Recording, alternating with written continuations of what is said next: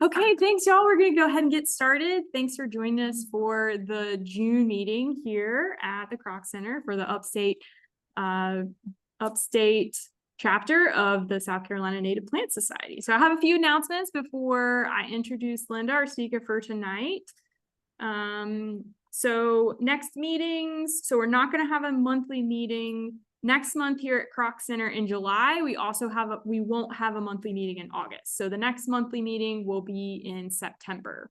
July, we are going to be having the summer social, which I have some details up here on the screen, and especially for everybody on Zoom, take a look at that and go ahead and RSVP if you're interested. This is going to be at Table Rock State Park at the White Oak Shelter on Sunday, July 14th, from 11 a.m. to 3 p.m. This is rain or shine, so come and join us for some food and fun.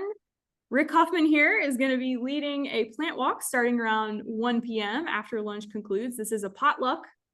So we have the RSVP available, which you can get via this link. There's a QR code there you can scan. We also have the QR code up there on the piece of paper if you want to link to quickly RSVP. You can also learn more in RSVP at scnps.org/summer social. Thank you, Jesse, for getting me that quick link this afternoon. It is limited to 50 people, so be sure to RSVP and let us know what you're going to bring to the potluck. We're really excited about that. So that'll be our event for July, since we won't have a monthly meeting here next month. And then August, we just take a break because it's really hot and kids are getting ready to go back to school. Maybe it's end of summer vacation, so we just take a break in August. So we'll see you next time in September after tonight. A couple other announcements. The Cullowhee Native Plant Conference is happening next month. This is a really awesome event. I think the South Carolina Native Plant Society has a scholarship to sponsor one person to go. Don't have the details on who that is yet, but you can check out the scnps.org website, click on calendar at the top, and you can learn more about that conference and get a link to visit the conference website to learn more about that event. Also got an update from Chris Sermons this afternoon that Patrick McMillan is going to be leading a field trip to the Juniper Level Botanical Gardens on September 29th. So don't have the sign-up details out yet just for that, but take a look at the website in the next few weeks, I would expect. And then also if you get our newsletter, I'm sure we'll have some information about how to sign up for that field trip when that is available. It will be in the newsletter. And then the last one here is that the Upstate chapter is hosting the Fall Symposium this year. So that's going to be happening in October, Friday, October 18th and Saturday, October 19th at Table Rock State Park. We're going to have speakers and presentations, workshops. We'll have some field trips, including boat tours of Lake Jocassee with Lake Jocassee Tours.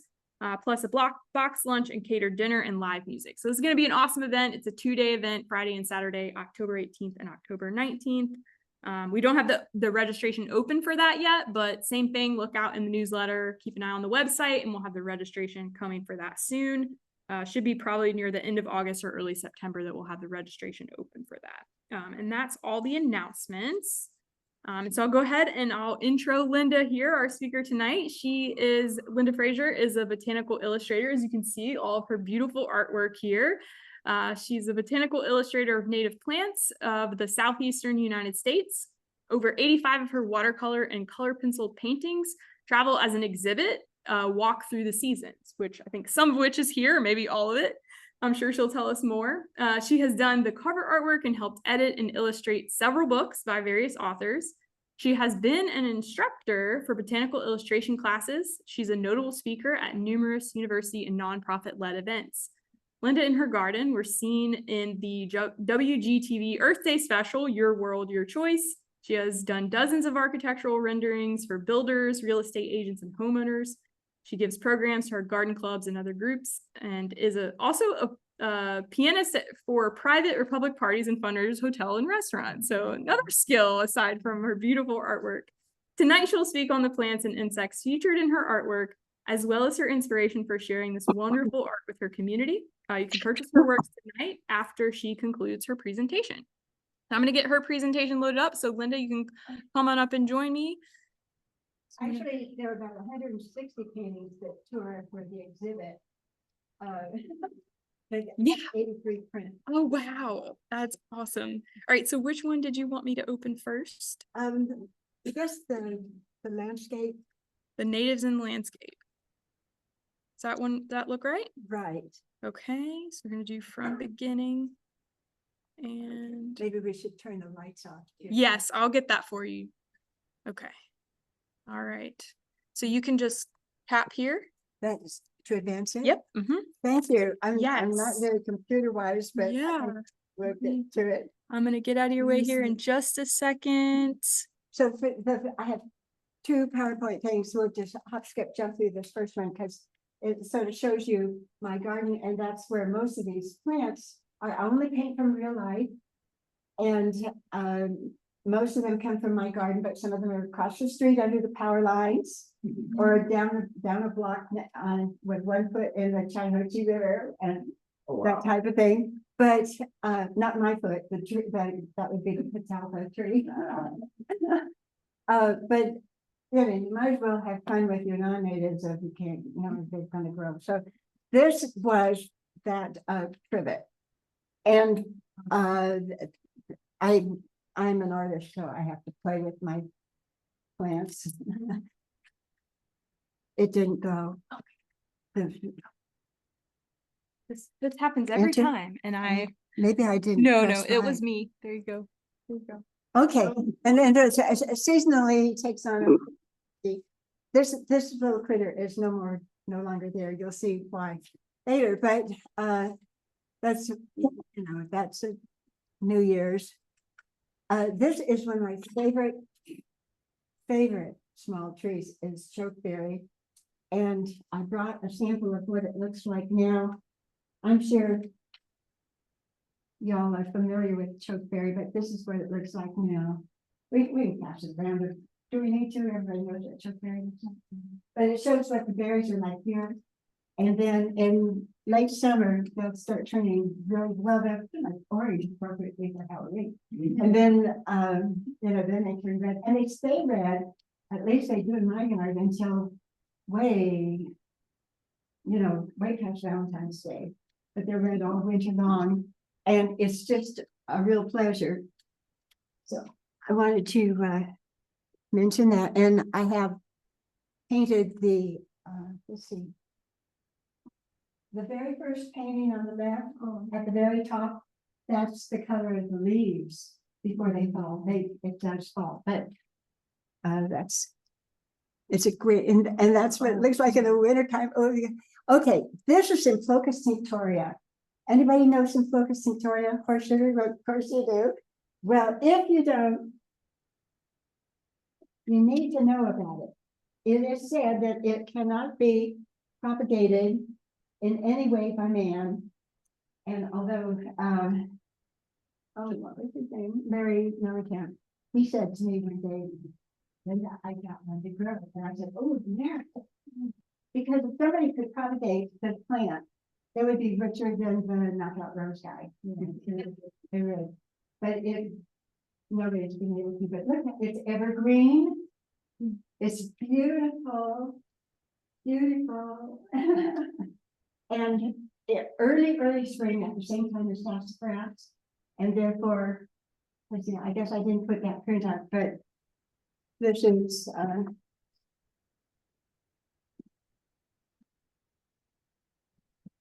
there it is on the left, and sassafras is on the right.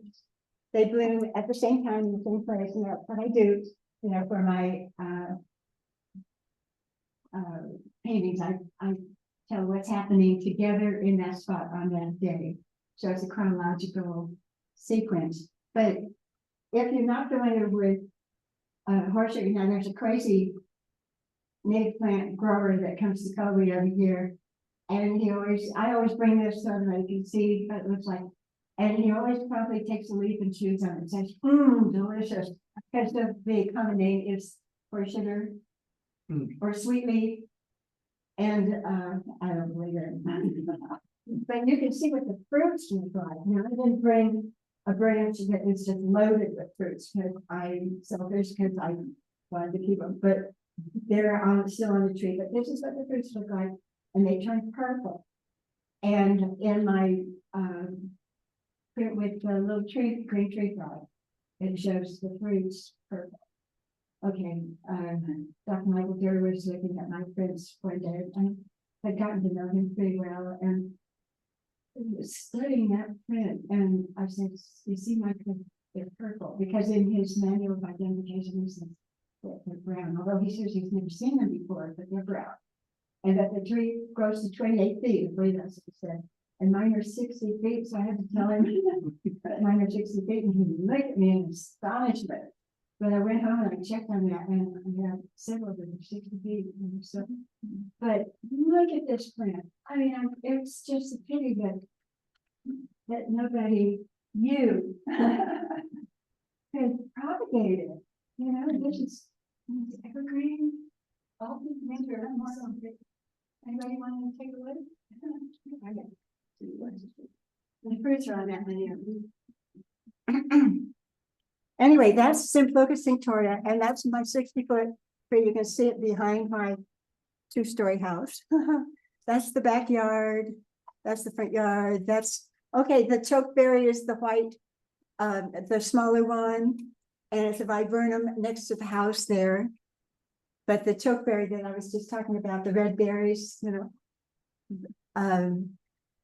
we just skip jump through here.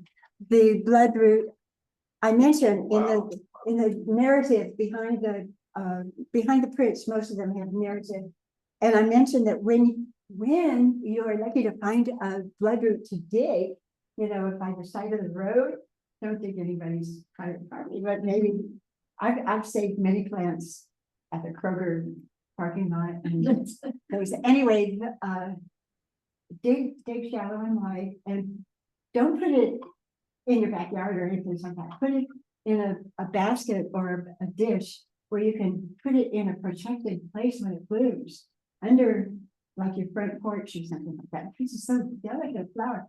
The petals just fall off. Even all you have to go is and they'll fall off. They just fall off. And I indicated that in the print. There are petals on the ground, and I tell about that. But then and then the leaves, of course, continue to get large, maybe this big or bigger during the summer.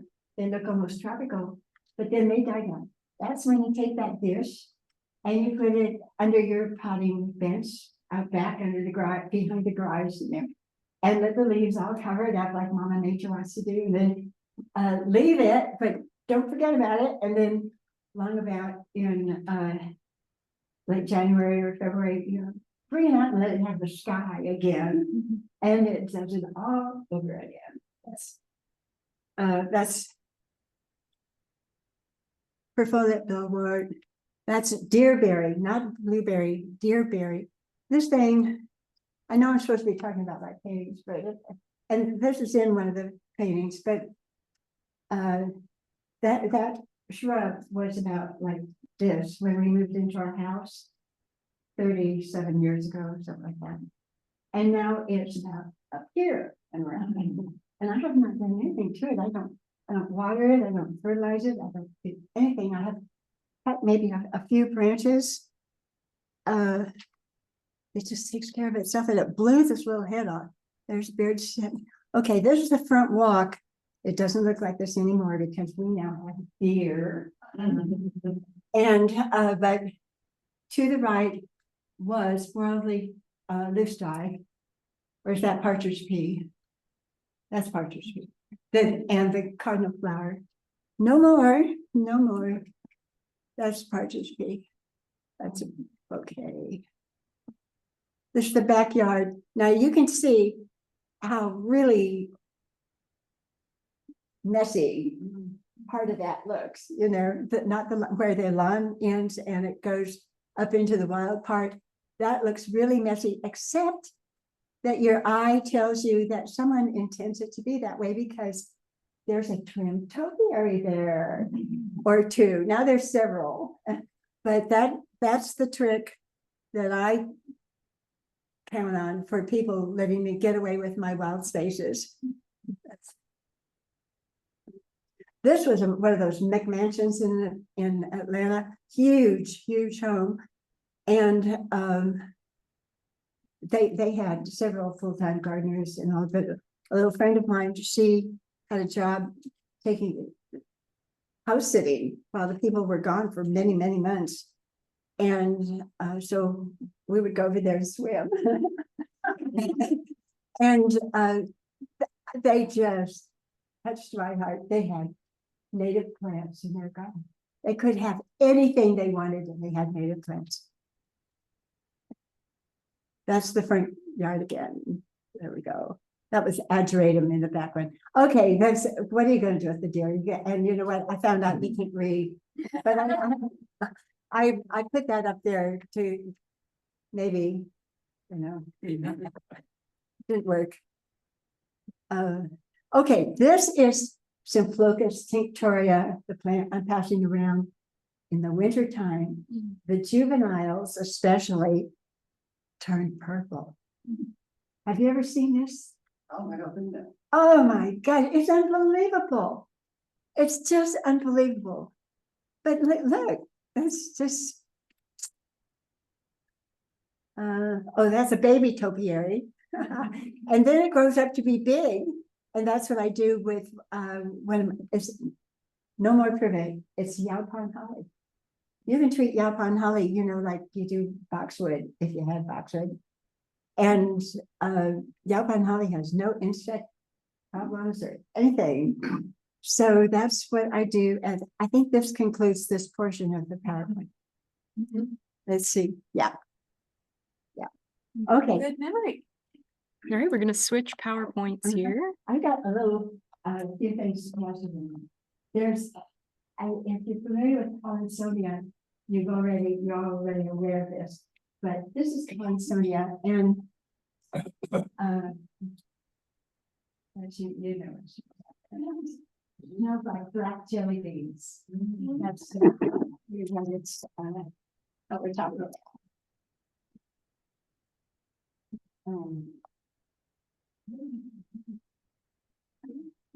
It's in the mint family.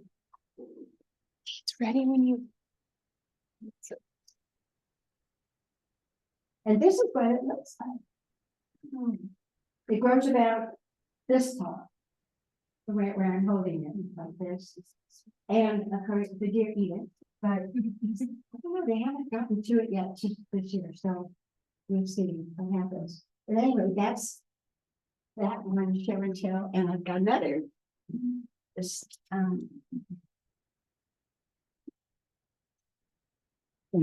yeah. Okay, now this has been in this box. Anybody know seasoning? This has been in this box a couple of years, but it's still floating. This is like mountain dew. Oh, wow. Yeah, I just been off for years. Years. I have another box too. I could catch it, but that would no. I might also mention that I'm a member of the American Society of Botanical Artists. It's in New York City, but it's really an international group, and they participate in a lot of international conferences and things that putting out the value of botanical artists, you know, and they sponsor a lot of focuses on native plants, and that's their journal that comes through. And they did a feature article on me here one time. That was nice. Okay, here we go. This is one of the early prints, and that's not our native bittersweet, but I have to tell you this story. I was pinning it and I had to put it aside to continue the next morning. When I got back the next morning to my painting, 2 of my twigs had moved. Is there a pointer? Oh, yeah. So what happens is that there are little caterpillars. They're 1 inch long. They're exactly the same.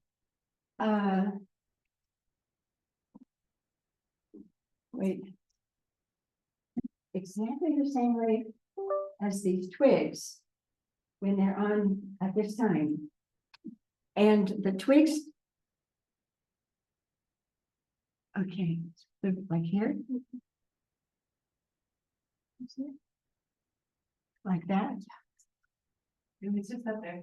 Oh, you have to keep it depressed? Sorry. Yeah. Uh, Way to point it for you.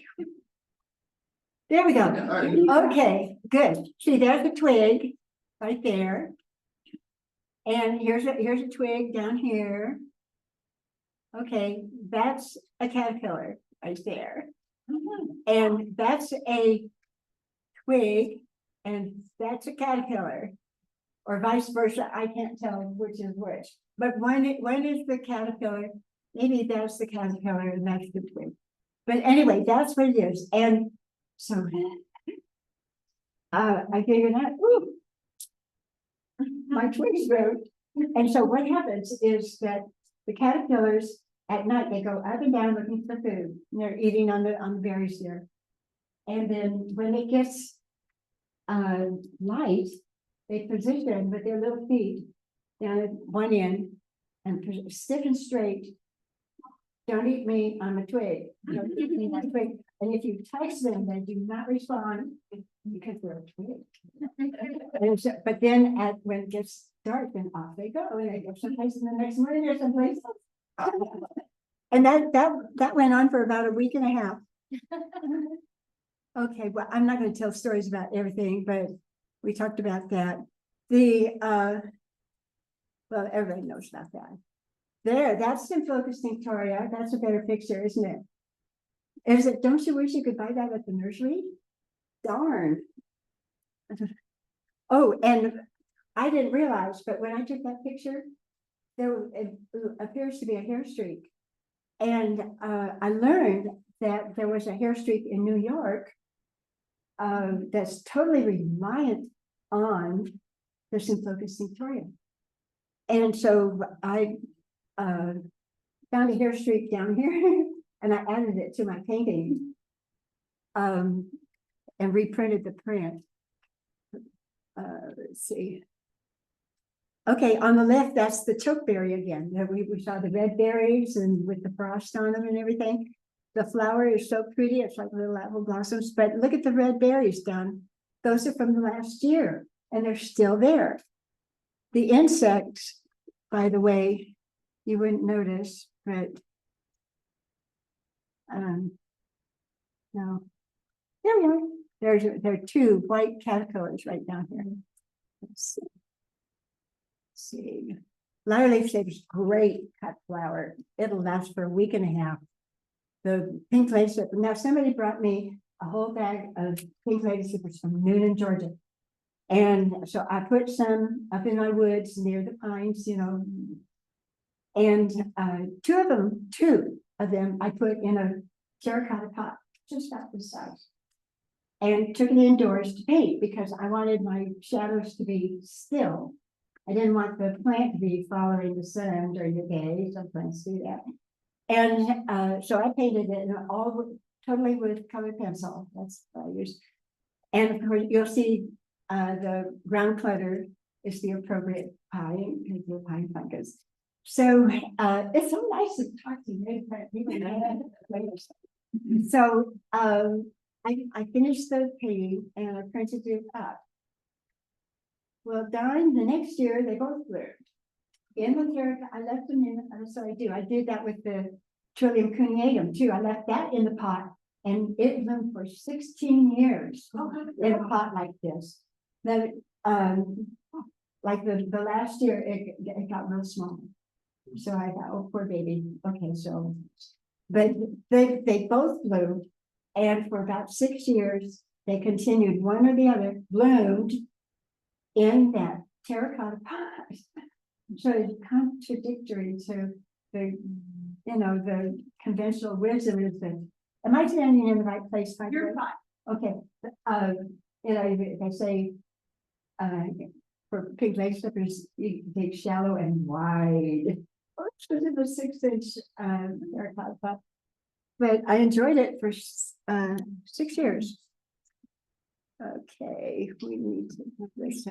Now this has a lot to be explained about. The butterfly is a female eastern tiger swallowtail, and now and then especially if there's pipeline swallowtails in the area, the females will emerge in this coloration rather than the usual yellow and black that we're used to. So that's why she's there, and she is there because with the tulip poplar, which is a preferred host plant for the caterpillars of the eastern tiger swallowtail. So that's where the tulip poplars is there.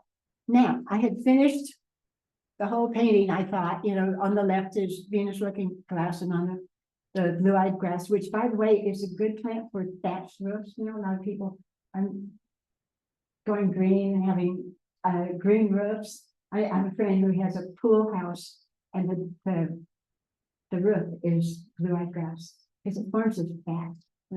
Anyway, the caterpillar over to the right is on parsley. My next door neighbor came rushing over, and she was so excited. And she said, "Linda, look what I got. Painted. And I had just finished this, and I had this Gaposis over on the right. So I thought, just to make Marianne happy, I would put it in parsley. Then my native plant, but it made her so happy. So I was painting this caterpillar on her parsley, and I should have, well, I saw that something was happening, and it attached itself with string, and right before my very eyes, it took about 4 or 5 hours, but it turned into a chrysalis. And so I saved it, and about 2 weeks later, I got the black swallowtail. That's the black swallowtail. By the way, the blue-eyed grass, the stem is about 30 inches long, but it's always weak in the knees, right at about 12. And so that's how it is in the painting. You'll find it over there. And the stem continues in pencil off to the right on the ground to indicate that. Let's see what here. This is a viburnum, this is maple leaf viburnum. And the compulsory little insect, when I was painting, there was this, was only 1/4 of an inch long, a little white caterpillar, so busy. Up and down the step, he covered every inch of everything that you see there. And so when he'd get up in the flowers, then I would lose him, but down he'd come again, and there he is, and then I'd watch him again, and off he'd go to some new territory. And so he's in there in the sort of right smack dab in the middle of the print. He's on a leaf. It's hard to tell with this right here, but we didn't turn the lights off, did we? Yeah. Oh, wait, it's okay. It's okay. Okay, right in the middle down here, the bottom of that print is the cardinal flower when it's just, a few inches high. And I tell people that don't know, of course you all know, but don't pull it up, it's not a weed. And then I tell them what it's going to do, but that's cardinal flower. By the way, my insects and critters, a lot of especially my critters, would come from the neighborhood kids. It started off with a whole lot of eastern tiger swallowtails. And Wesley, who lived across the street, and he's going to be a doctor now. This is how long ago I started doing this. And he would come with yet another butterfly in his hands, and he'd come up to the front door and kick it because he couldn't ring the doorbell. I've explained to him, I have 2 now, and we don't need any more. So they moved on to snakes and lizards and stuff like that. But I'm really indebted to those kids, really. And if we couldn't identify something, I'd bring all my books of identification, put them out on the driveway, and everybody's on their hands and knees looking at all the pictures everywhere. Well, it looks like this, but it doesn't have the yellow on the chin, and even if they can't read, they can identify what the snake or lizard or frog was that we were looking at. And passersby would come to realize what was happening, and they would stop and join us in the neighborhood. Okay, this is Jack in the Pulpit in flower. To the left is a pink lady slipper seed pod. And it sort of spoils the painting, but that's what was happening in that spot on that day, and I thought it was important, so yeah. I put it in. Sundrops there. Oh my gosh, there's so many insects in this painting. You can't see them here, but let me see if I can.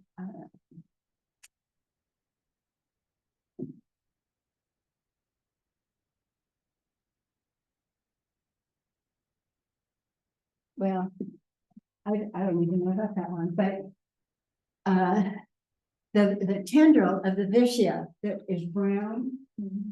I needed something to fill that space, and I went back to the space where I had found the sundrops, etc. And here was this old dead vine.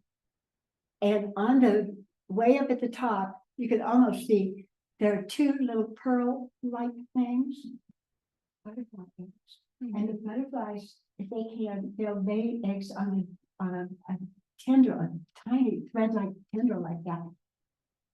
They say the ants can't get to them. That's the protection. But it shows how the vine ages and ultimately releases the seed. This is the catalpa that had 1 foot in the Chattahoochee River. And I think that it was planted there by fishermen because they like the catalpa worms for bait, which are big and ugly, and I would never paint a big ugly thing like that. However, when I'm always looking for insects, and I was up on the top of my SUV with my pole pruner and cutting down limbs to pick and choose what I was going to paint. And they go, you know how it is, big limbs like that, they sort of float and then they go plop. And so I jumped off the car, and I'm always looking for a little hole that indicates there might be an insect there. And by George, who would have thought that I would ever find a baby catalpa worm right there? And he has all his body parts. He looks exactly like the big ugly thing, but he's just a half an inch long. That was a stroke of luck. I'm always saying, thank you, my angels. Thank you. This idea. Well, there's just kind of a funny story with this. The committee, I was on the state board of the Garden Club of Georgia for several years, and I did a bird book that was curriculum for all 5th graders in the state. Every student got one. It was big budget thing, but Dean Day Smith was our president at the time, and that helped a lot. And then anyway, we had some corporate donors too, very helpful.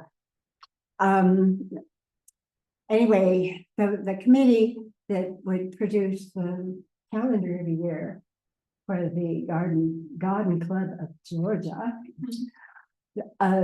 they approached me and they said, we'd like to use one of your paintings as a cover.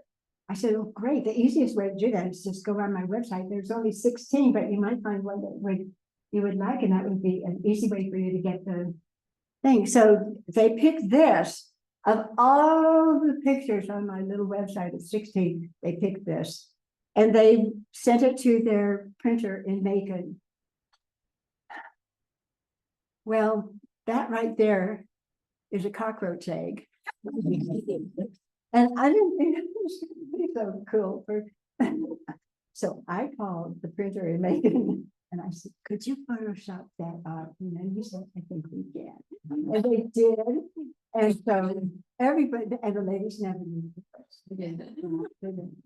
That's how I have a pal at the University of Georgia. He's emeritus now, Cecil Smith, and he's in etymology, you know. He used to go, you know, he's one of those guys that would go down to Amazon, into the jungles and find exotic things. Well, he can hardly walk to the elevator now, but he's a sweet guy. But years ago, we were at the same place and he had an exhibit of his exotic bugs. And I had maybe 20 of these, that was all. But I saw him, he came over to look and he stood there and he was looking at this. And I came over and I said, can you help me? And he says, what is that? I said, I know. So he knew right away what it was. But the ladies at the Garden Club of Georgia did not. Okay, there's from the top right corner hanging on a thread is a little tussock moth. And I watched that little thing drop down from the sycamore above the rhododendron. he dropped himself down about 5 feet on that thread. And then he proceeded to wind himself. Took a little while, wind himself, twisty, all the way back up. And then you know what he did? Because he had now formed his cocoon, he chopped himself loose and he fell to the leaf clutter, and that's where he spent the rest of his pupation to come out as a moth, a toxic moth. Let's see. This is a little baby snapping turtle.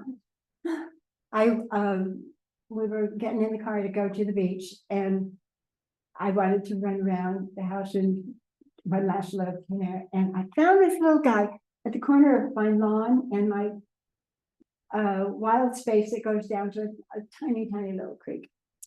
And so I could not go off and leave him because I would never find him again, you know. So I ran in the house. My husband had the car running. He was waiting for me.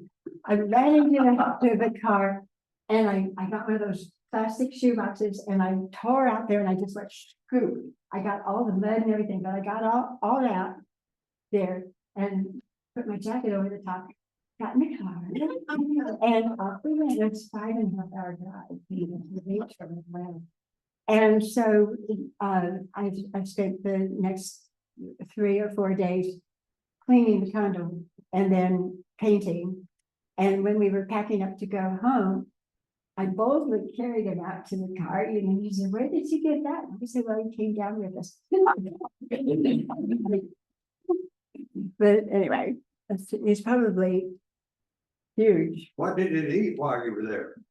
Well, he had eaten, you can see the mushrooms. He was Okay. burning the Indian strawberry. Didn't want strawberries, she wanted mushrooms. All of that came down with us. I'll tell you another story about this. Because if you ever go to New York, go to the New York Historical Society, because they got the last 800 pieces of the Audubon estate. And so they always have a very fine exhibit that they rotate, they change it out, but there's always an exhibit on Audubon with their fine stuff that they have. Well, one time we were there, and our son was living in New York, so we went on.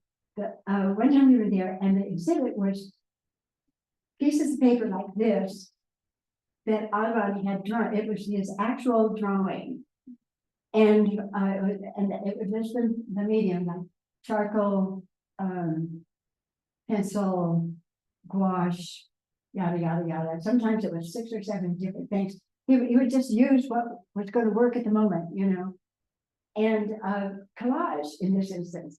And you could see where he had drawn and erased and drawn and erased and drawn and erased clear through the paper, and obviously taken a swatch of paper, slapped it on there, and continued to draw till he got it just right. And they list that among the media as collage. And I said to myself, "Oh, you can do that?" So I went home, because previously, when I did this, right in the middle, there was the most adorable mushroom. It was about 3 inches tall.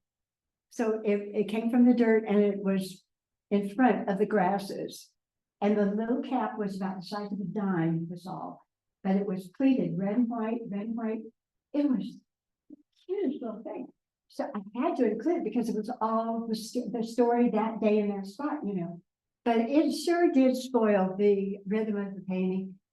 And after seeing what Audubon did, then I went home and I peeled off the top layer of the paper. And so that mushroom is in my journal. And I repainted the few grasses that I needed to, and printed up the print this way, which I like so much better than that cute little thing, you know, that was right in the middle.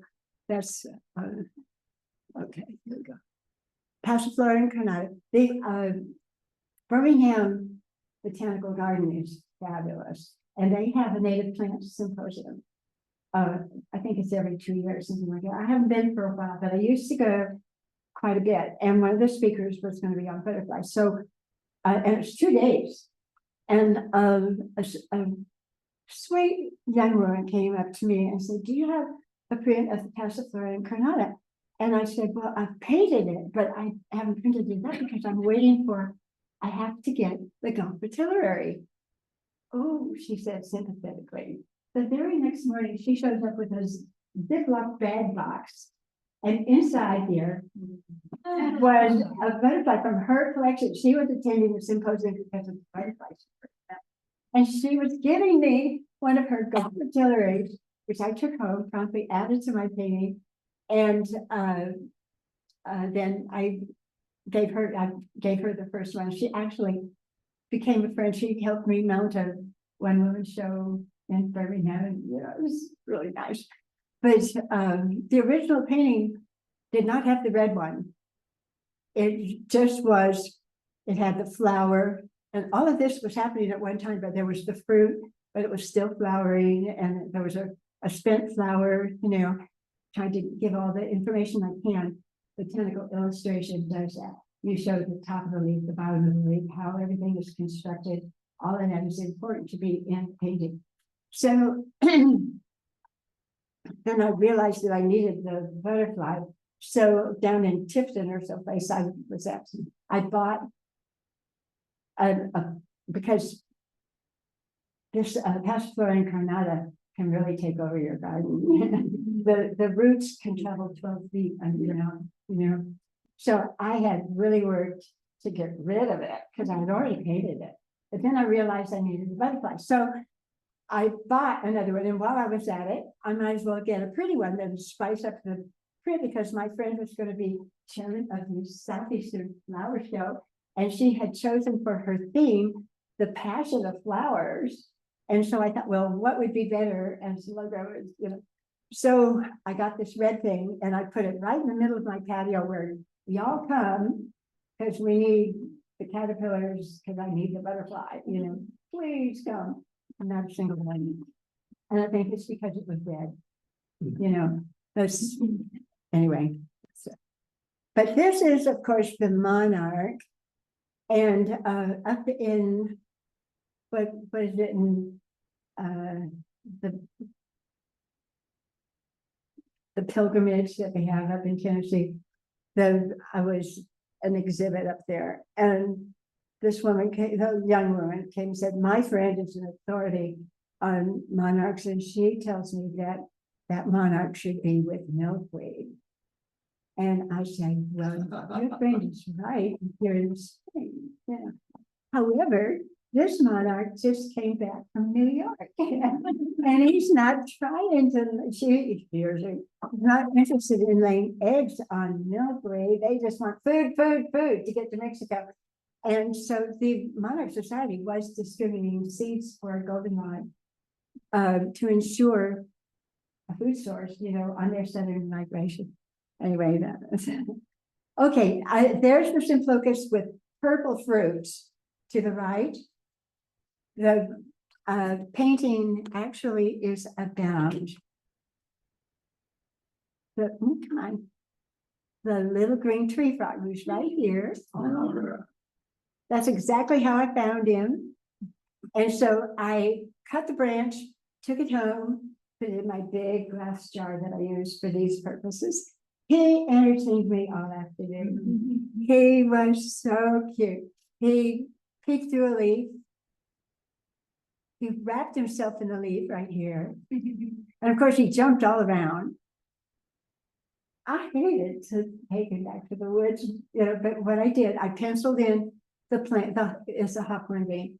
I penciled that in, and then I painted the frog so I could get him back into the woods right out of that afternoon. But anyhow, so there are 3 plants in here. There's a hawthorn bean, there's the Symphlocus cinctoria, and up in the top right are the beech nuts, which I had planned to paint that day. And I had all my samples out on the counter to pick and choose what I was going to paint. And while I was very intently spending time with my little frog, I would hear, there's a noise going on the counter. And I got another critter. So I went over there and I looked through, no, okay. But what was happening, that's the beech nuts up there were opening to disperse their seeds, and that caused it to move a little bit on the counter. I thought I was going to get another critter. Okay, this is the Japanese velvet now in fruit. We saw it in flower earlier. And this was one of the first ones that I did, and I was going to look for a specimen, and I found a specimen with, you can see there are some immature yellow and green and orange seed pods there. Well, I found one where the yellow and the other colors were larger. And I thought, well, that's going to make an interesting painting. That's the one I like. So that's the way I painted it. And I stood up, and it looked like a little collection of M&M candies. It was, and it wasn't typical. And so I learned my lesson early on. I should paint what's typical, you know, so that people will more easily recognize what they're looking at. And the plants in the back is Tipularia discolor. Now that's, it's an orchid. And this is the leaf right here, this magenta leaf. In the wintertime, well, let's start looking for it in late August, maybe September. It comes up and then it disappears in March, but under the snow and everything, there's that brightness and stuff. On the underside of the leaf. It disappears, and then there's nothing there until the orchid comes up like that. And the orchid is translucent like spun glass. They can be about this tall, even, you know. And I tell people to pick them and put them in an empty cooking bottle by your telephone, where there's light coming from behind it. It's magical, you know. They're translucent. They're pink and mauve, and oh, it's so pretty. Just so pretty. I mean, it's really a prolific plant in our area anyway, sort of in low, shallow ravines and things like that. Oh, there's partridge pea. This is another early one that I did. And I knew that I needed to put the yellow cloud of sulfur in this painting. It's always on this plant. But early on, I didn't have the heart to sacrifice his life for the sake of art. And so, you know, I put him in the glass jar, but he wouldn't sit still. He kept trying to fly out. So I let him go, and I didn't have any qualms about killing a red wasp, which was always on there also. Okay, so fast forward several years. I went to a lecture at the University of Georgia only on caterpillars. And it was late afternoon, and I was kind of nodding off, but the lecturer, he put on, it was big like this, and it was just a flat table with two caterpillars. One was green and one was yellow. And this looked a little familiar to me, because when I had painted my painting, I had found a green caterpillar and a yellow caterpillar. And I assumed that they were yellow clouds of sulfur, but they were different colors. And but I knew they belonged on that plant, so I painted them. You know, I wasn't sure what they were. And so that he said, "This is the yellow cloud of sulfur." Now I'm awake. And he says the green ones feed on the stems, and the yellow ones feed on the flowers. Well, you can imagine how anxious I was to get back to see if that's how I had seen them and painted them, and it was. So there's no substitution for personal observation. I really think that.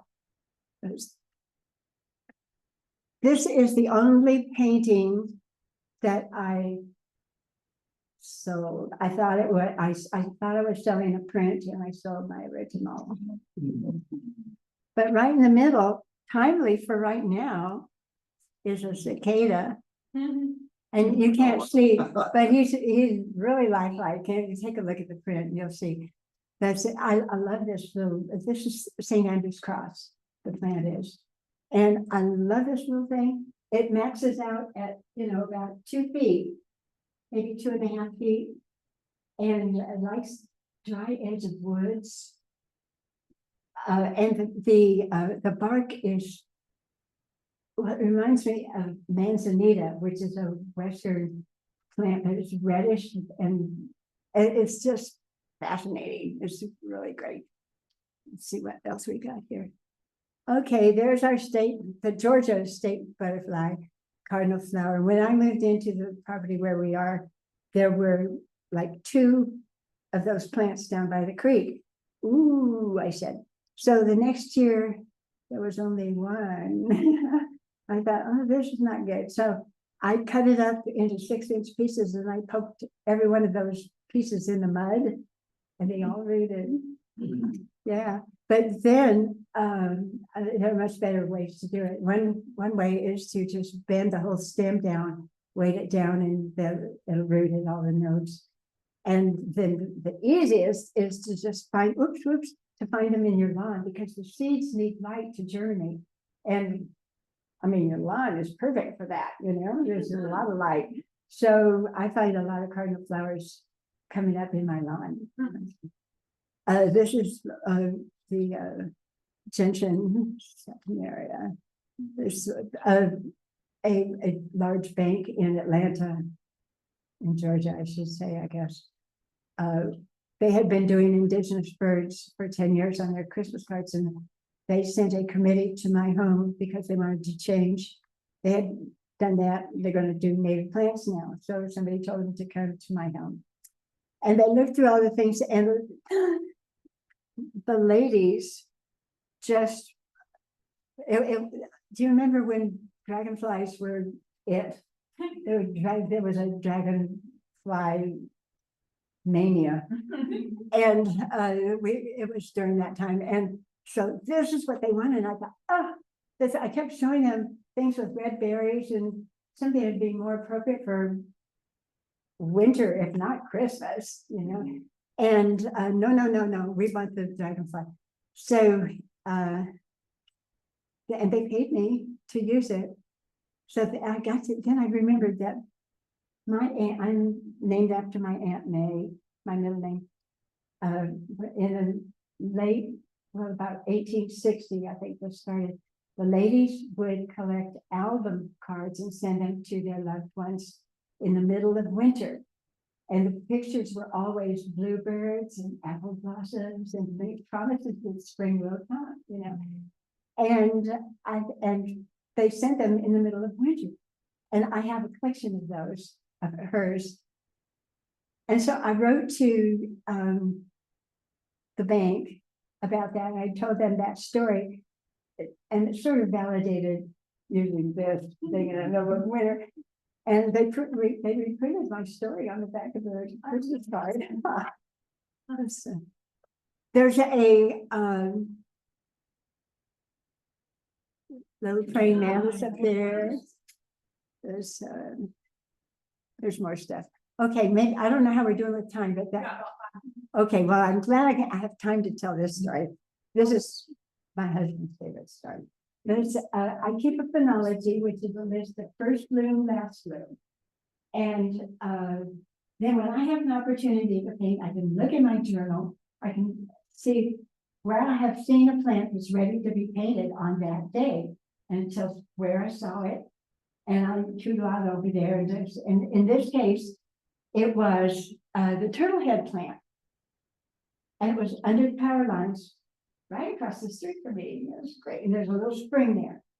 Okay, so I went on over there, and it wasn't quite time to paint the turtle head. But there was this little gal here, the turtle. And for 3 days in a row. And I thought, sweetie pie, I'm going to doctor you, because she maybe moved. And so I took her home and I tried to feed her appropriate things now. But about a day later, she was feeling better. She'd been places. The people across the street didn't like anything crawling. Nothing. And they were poisoning everything. And the story goes on. I mean, there was this beautiful stand of turtlehead. Well, just last month, the new owners of the property thought, oh, we can do better than that. And so they brought in Gibbs gardeners, who's a posh gardener, and they plowed everything down to the dirt and put in, I don't know how many thousands of dollars of plants in there. I don't want to know. Anyway, so I brought her home And the first day she was doing nothing, but the next day she's been pretty good.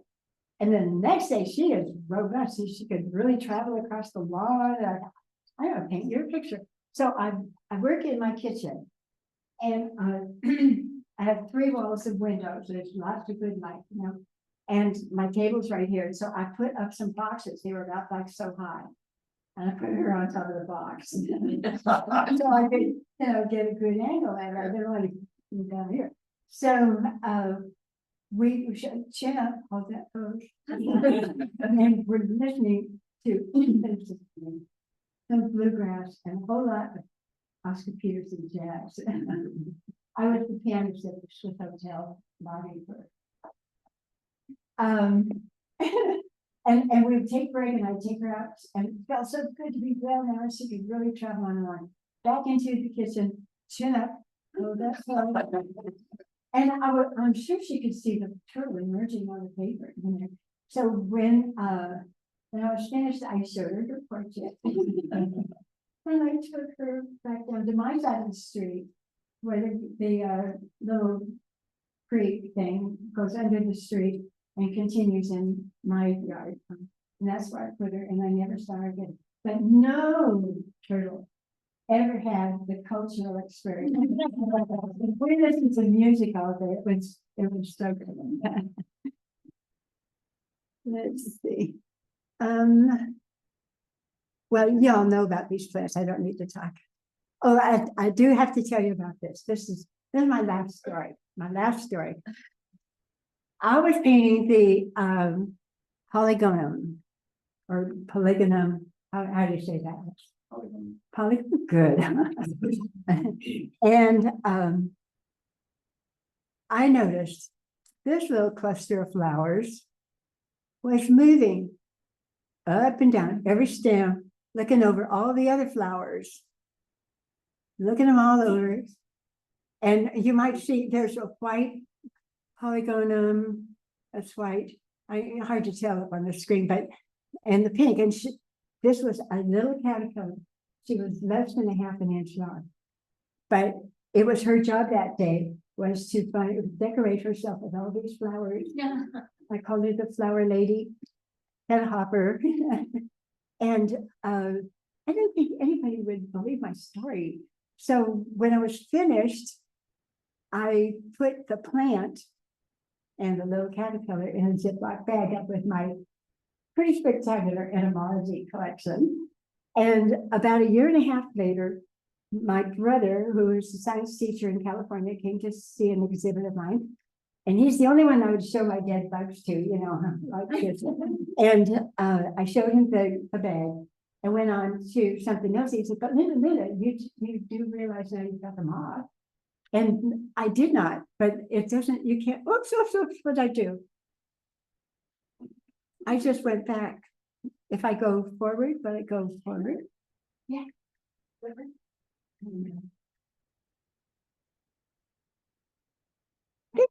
Okay, well, just to the right of the little caterpillar who's standing up, facing the moth, the prettiest seafoam green moth that you could imagine. Seafoam green, you know how moths are so usually gray or beige. Seafoam green. And I didn't even know it was there. It just happened in the Ziploc bag in the closet over the year or so, you know. But her name is Camouflage Looper. And down below, there's a little blue-tailed skink. Right down here, he's a baby. Yeah, and I think all kinds of things here. What else we got? Oh, I already told the gals that were working for the facility here. This is a great facility. About this particular moth. This is the most handsome insect in the world, in my opinion. And this is the underbelly side. You can get a much better view if you look at the print. But I am wearing a pendant that belonged to my mother. It's a micro mosaic, tiny, microscopic little pieces of tile that make a picture. And when I was keying this guy out, I was looking for mosaics, and I would name it mosaic something. No, it's the ailanthus moth. And there weren't just 2 of them, there were about 50 of them on the field goldenrod. But anyway, let's see, what else? Oh, a couple of years ago, there was an exhibit in Gwinnett. It was great. I told them about this exhibit that had come to Callaway Gardens, where I had exhibited a number of times, but they also paid for an exhibit from Huntington Library in California. But the requirement was that the walls had to be this particular green, and the lighting had to be certain wattage of incandescent. I told you that was my last story, didn't I? I'll finish this up. And look, and you know what they did?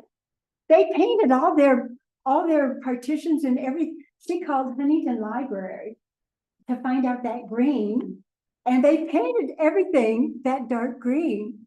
It was amazing. So this was about 160 paintings. I mean, it was definitely a walk through the calendar year. But not only that, they had these glass cases. So I had a chance to show some of the original plants that I had painted from, and my insects and everything. That's the Bellbrush buckeye is getting ready to bloom, y'all.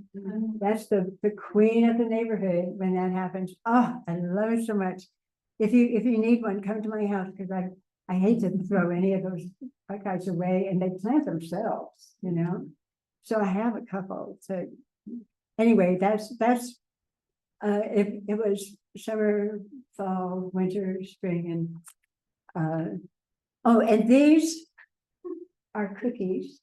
I have a huge cookie cutter collection, and when I have an exhibit, they're on a large mirror. It looks like they're floating on a pond, and I have, of course, the oak and all that, but for the red bud, all you need is a heart, you know. Okay, I'm getting a high side. Yeah. Okay, all right. I think this is the last one anyway. That was the last one. You have